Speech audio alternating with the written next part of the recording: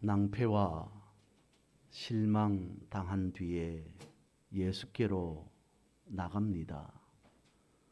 십자가 은혜 받으려고 주께로 갑니다. 슬프던 마음 위로받고 이생의 풍파 잔잔하며 영광의 찬송 부르려고 주께로 갑니다.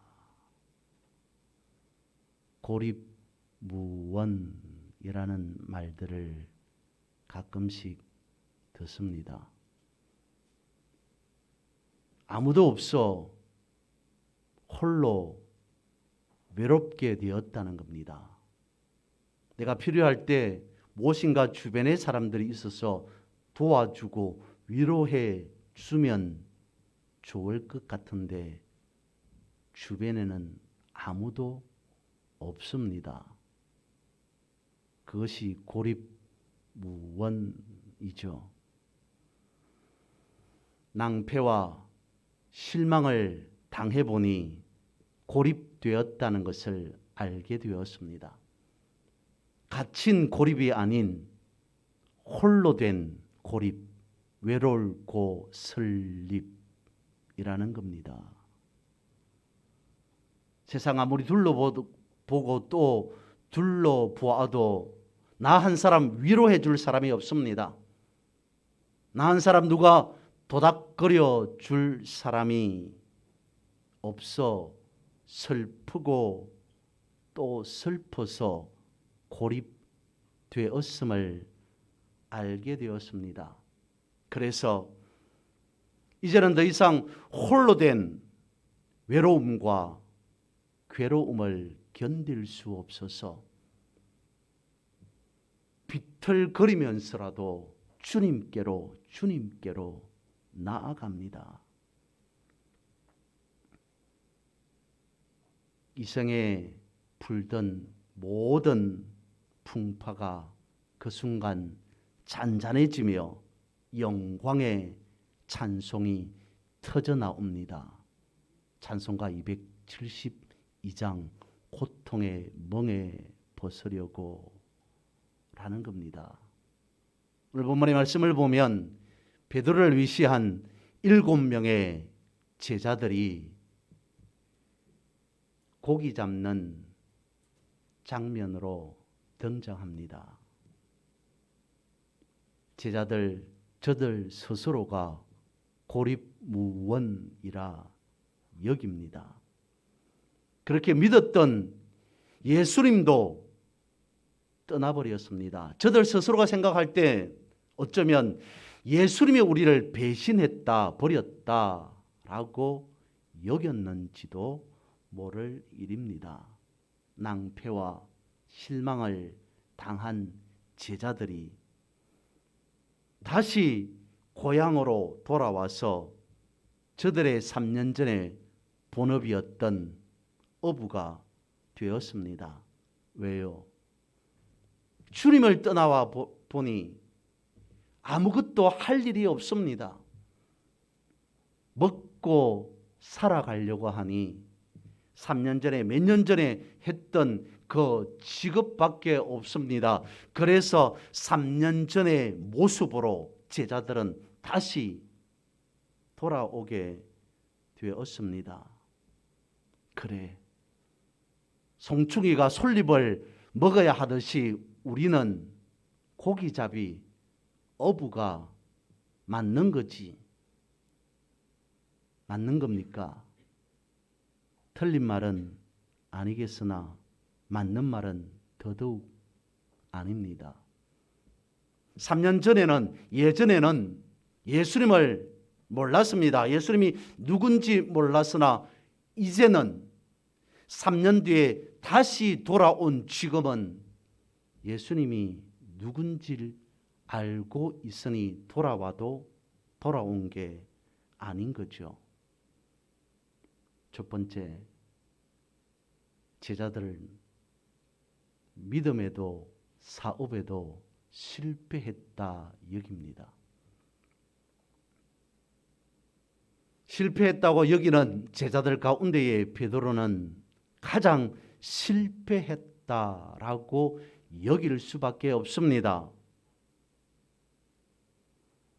예수님과 베드로가 또 다른 제자들과 겟세마네 동산으로 올라갔습니다. 그때 예수님께서 말씀합니다.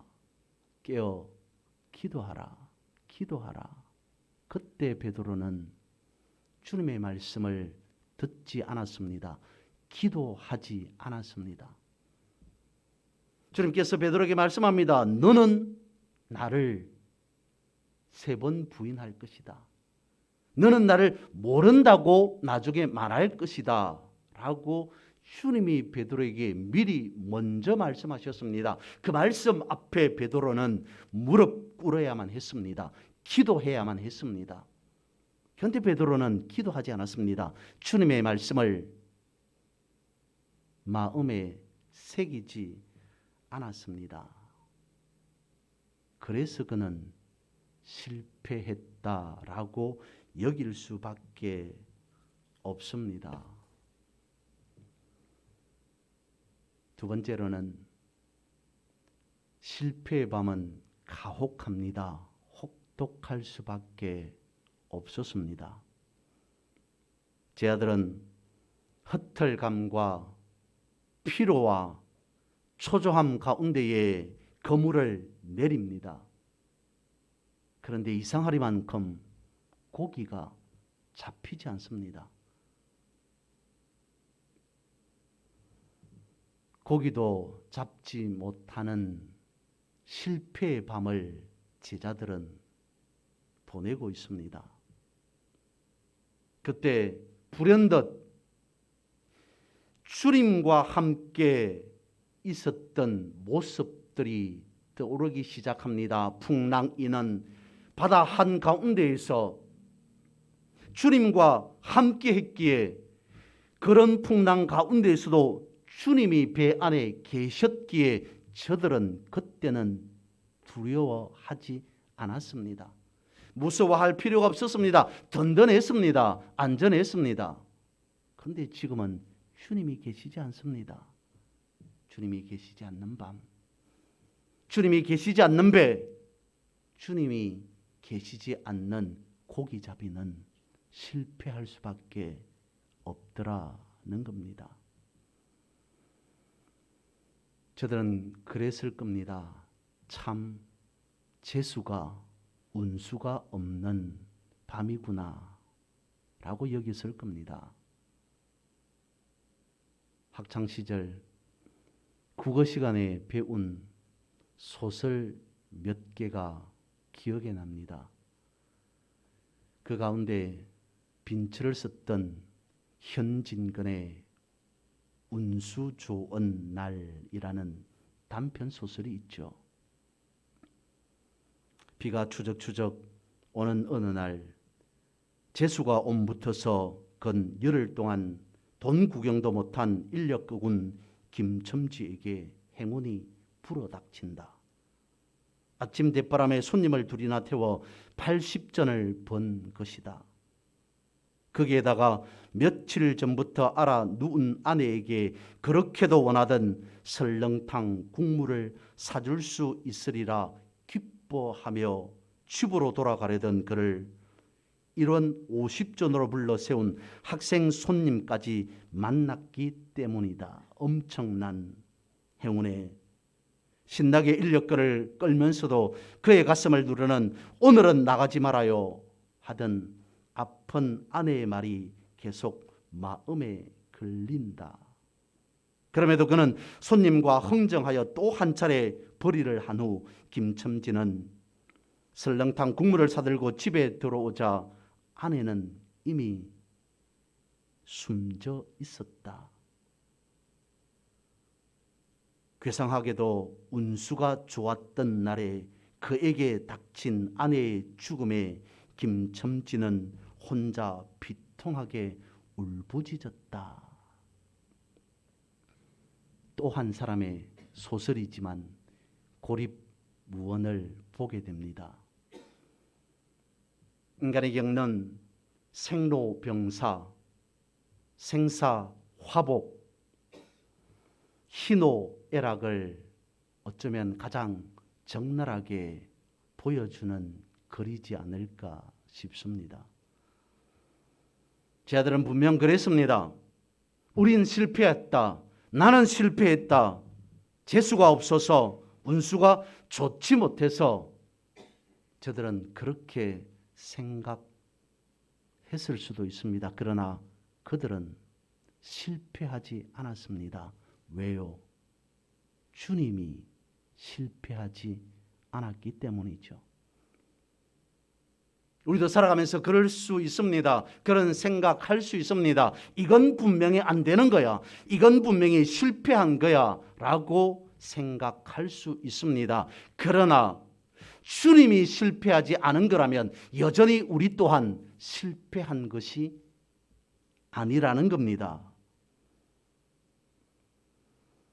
오늘 우리의 삶이 실패냐 성공이냐라고 하는 것을 구분 짓는 것은 내가 주님과 함께하는 삶을 살아가느냐 아니면 나 혼자의 삶을 주님이 없는 삶을 살아가느냐에 달려 있기 때문입니다. 나의 등 뒤에서 나를 도우시는 주, 나의 인생길에서 지치고 고나여 매일처럼 주저앉고 싶을 때 나를 밀어주시네. 일어나 걸어라. 내가 새 힘을 주리니 일어나 너 걸어라. 내 너를 도우리. 내가 내 인생길을 보면 이건 분명 실패다라고 할 수 있겠으나 그러나 내 뒤에 내 등 뒤에 주님이 계신다라고 합니다. 그러므로 실패한 것은 아니라는 거죠. 주님 말씀하십니다. 왜 실패한 것처럼 주저앉아 있느냐? 왜 절망하고 낙심한 것처럼 지쳐 있느냐? 내가 너의 등 뒤에 있지 않느냐? 그러므로 나를 의지하고 나를 믿고 너 일어나라. 내가 너를 도와주리라 라고 말씀하고 있다는 겁니다. 실패하고 낭패를 당했다고 여기는 제자들의 등 뒤로 주님이 나타나셨습니다. 걸어오셨습니다.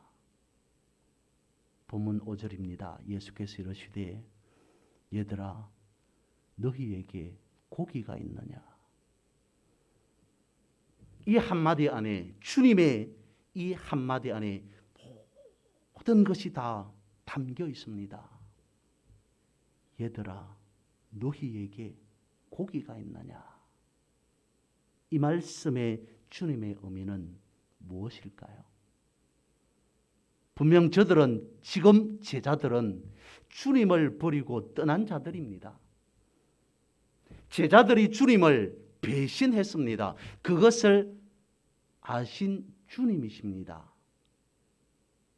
주님이 부활하셔서 제자들을 찾아오셨습니다. 너에게 고기가 있느냐? 고기 많이 잡았느냐? 라는 말일까요? 고기 많이 잡았으니 이제는 먹고 살만하냐? 라고 하는 그 말일까요? 나 버리고 떠나니 이제 홀가분하냐? 라고 하는 그 말일까요?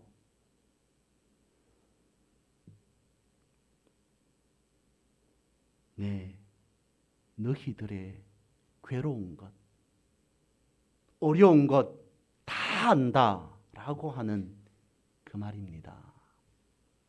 네, 너희들의 슬퍼하는 것 모든 것을 다 안다. 얘들아 너희에게 고기가 있느냐? 힘들었지 라고 하는 힘들지 라고 하는 주님의 그 말씀입니다. 주님도 가슴 저미는 목소리로 제자들을 부르고 있습니다. 차마 저들의 이름을 부를 수 없어서 주님도 얘들아 라고 하면서 너희에게 고기가 있느냐.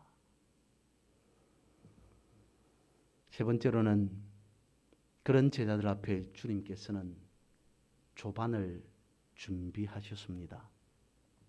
어부였지만 어부 이상으로서의 삶을 살았던 제자들입니다. 그런데 저들은 지금 주님을 버렸습니다. 주님을 던졌습니다.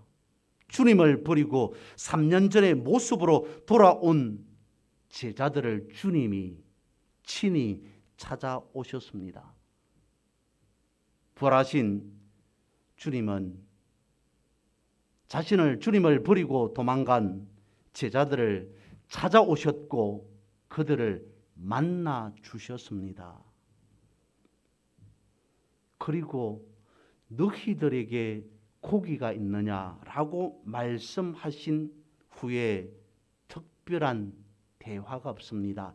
짧은 침묵이 있었던 그 사이 주님은 제자들을 위해 음식을 준비해 오셨습니다. 이 부분의 말씀을 보면서 브랜덧 시편 23편의 장면이 떠오릅니다. 제가 가끔씩 적용하고 인용하는 말씀입니다. 시편 23편 5절 말씀에 보면 다윗이 적들을 피해서 도망가던 그때에 하나님께서 다윗을 위해 밥상을 차려 주셨습니다. 학자들은 원수의 목전에서 하나님께서 내게 상을 베푸시니라 라고 하는 이 말씀에 대해서 이런 놈이 저런 의미, 이런 상황 저런 상황이라고 말들을 많이 합니다. 여러 가지 해석들을 내놓습니다. 저는 이 말씀을 있는 그대로 묵상하고 또 묵상합니다. 원수의 목전에서 내가 적들을 피해서 도망가고 있던 그 시점에 하나님께서는 나에게 밥상을 차려 주시더라. 왜요? 다윗, 이 밥 먹고 힘내라 라고 하는 그 의미에서 지치지 말고 쓰러지지 말고 넘어지지 말고 살아남아라. 제 표현식대로 한다면 수단과 방법을 가리지 말고 무조건 살아남아라. 그래야 된다. 그런 의미에서 도망가고 있는 언제 죽을지 모르는 위태위태한 다윗 앞에 하나님께서 밥상을 차려주십니다. 이 모습과 오늘 본문에 등장하는 예수님께서 자신을 버리고 도망간 제자들 앞에 밥상을 차려주십니다. 이 말씀과 겹쳐 보인다는 거죠. 그런데 성경은 이것만 우리에게 보여주고 있지 않습니다. 하나님께서 왜 다윗에게 밥상을 차려주셨는지, 주님께서 왜 오늘 본문에서 제자들을 위해서 밥상을 차려주셨는지 이 말씀만 있는 게 아닙니다. 거꾸로 올라가 보면 이스라엘 백성들이 하나님의 말씀을 실천하며 하나님의 명령을 따라 살아가면서도 원망 불평합니다. 어디에서요? 광야에서. 하나님의 말씀을 따라 살아가면서도 입에는 마음에는 계속 원망과 불평을 달고 살아갑니다. 그런데 저들을 위해서 광야에서 하나님은 밥상을 차려주셨습니다. 고기로 만나로. 거기에서부터 시작해서 훨씬 더 거슬러 올라갑니다만 광야에 선 이스라엘 백성들을 위해서 하나님은 만나로 밥상을 차려주셨습니다. 그리고 주님께서 오셨습니다. 오병이어 수천 명, 아니 수만 명 앞에 주님은 사람들을 위해 밥상을 차려 주셨습니다. 그리고 주님께서 십자가를 지시기 전에 또 한 번의 밥상이 있습니다. 최후의 만찬이라고 하죠. 그때 주님께서 무엇이라고 말씀하십니까? 받아 먹어라. 이것은 내 살이니라. 받아 마셔라. 이것은 내 피라. 무엇인 겁니까 이게? 떡 하나, 잔 하나를 나누시면서 주님께서 친히 말씀하십니다. 이것은 내 살이다. 이것은 내 피다. 전부를 주셨다는 거잖아요. 내가 제자들 앞에, 내가 너희들 앞에 주지 아니한 것은 없다. 내 모든 것을, 내 전부를 너희에게 주노라. 받아 먹어라. 내 살이다. 받아 마시라. 내 피다. 그리고 오늘 제자들 앞에 주님을 떠나버린, 주님이 싫다고 도망가버린, 주님을 동져버린 저들 앞에 주님이 나타나셔서 얘들아 너에게 고기가 있느냐? 라고 안부를 전한 후에 주님은 아무 말 없이 제자들 앞에 다시 밥상을 차려오셨습니다. 무엇이겠습니까? 이런 거죠.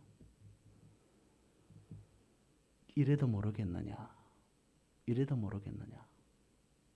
지금 내가 너희들 앞에 밥상 차린 이것이 무엇인지 지금도 모르겠느냐? 무엇을 말씀하고 있다고요?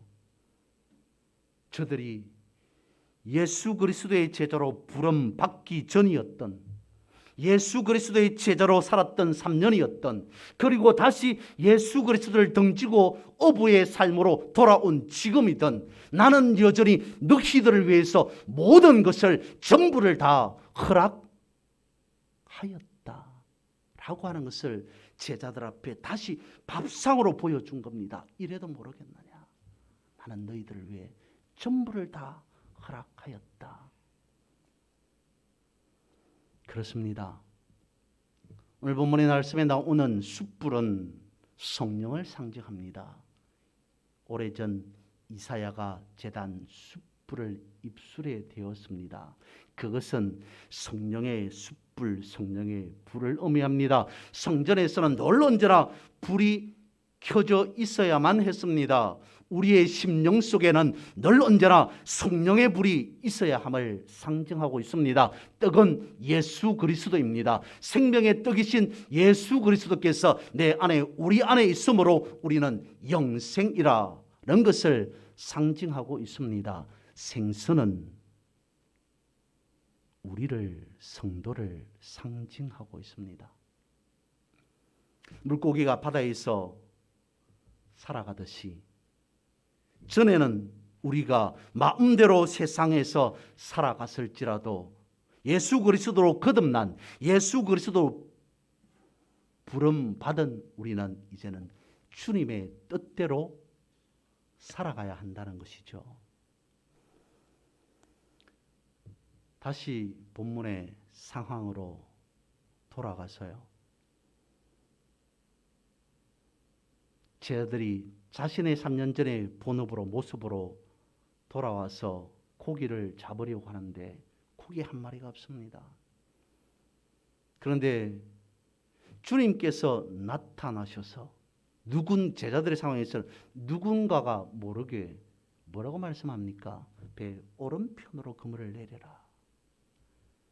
그때에 엄청난 많은 고기를 잡았습니다. 제자들 중에 베드로는 아마도 머리가 쭈뼛 서는 걸 느꼈을 겁니다. 다른 사람들은 몰라도 베드로는. 왜요? 지금 일어나고 있는 이 일이 베드로에게는 처음이 아니었거든요. 그런 머리카락이 서는 그런 걸 느낀 찰나 누군가가 자신에게 주님이시라, 주님이 오셨다 라고 말합니다. 그때 베드로는 바로 물속으로 뛰어들어 버립니다. 왜 그랬을까요? 왜 베드로가 주님이시다, 주님이 오셨다 라고 하는 그 말을 듣고 물속으로 뛰어들어갔을까요? 차마 주님의 얼굴을 부끄러워서 볼 수가 없었기 때문에 그랬을 수도 있겠죠. 누구보다도 베드로는 수제자였습니다. 그런데 다른 사람들은 몰라도 나는 저들과 다릅니다. 너는 나를 3번 부인할 것이다 라고 말씀하셨습니다. 주님, 아직까지도 나를 잘 이해하지 못합니까? 나는 다릅니다. 나는 그런 사람 아닙니다. 그랬던 자신이 주님을 가장 먼저 배신하고 배반하고 나 고기 잡으러 갈래 라고 했던 주동자, 배신자, 배반자 스스로는 알거든요. 그래서 주님의 얼굴을 못 볼 것 같아서 부끄러워서 수치스러워서 아니요. 저는 이 본문을 그렇게 보지 않습니다.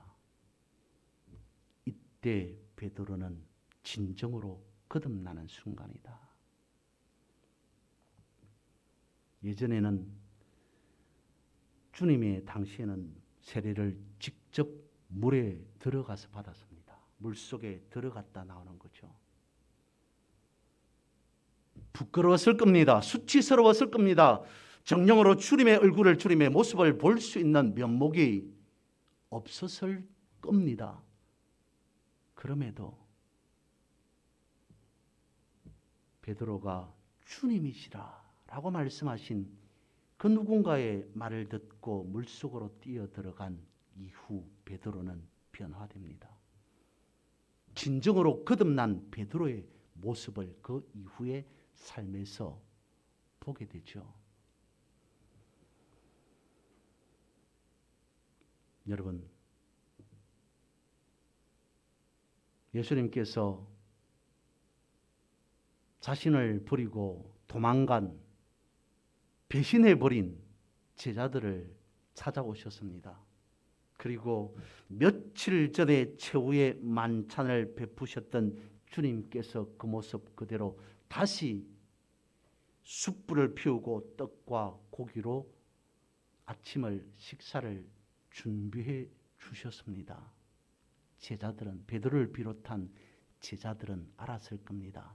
베드로가 나는 이제 다시 주님으로 거듭나리라, 나는 이제 주님의 말씀에 따라 완전히 새 사람이 되리라 라고 하는 뜻으로 물속으로 뛰어들어갔다면, 그것이 사실이라면, 그것이 맞는 거라면 저들은 깨달았을 겁니다.